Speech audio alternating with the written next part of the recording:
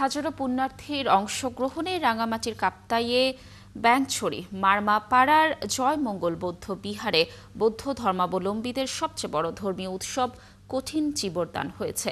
সোমবার দিনব্যাপী ব্যাংছড়ি জয়মঙ্গল বৌদ্ধ বিহারে ও দায়ক দায়িকার উদ্যোগে দানোত্তম কঠিন চিবরদান উৎসব শুরু হয়।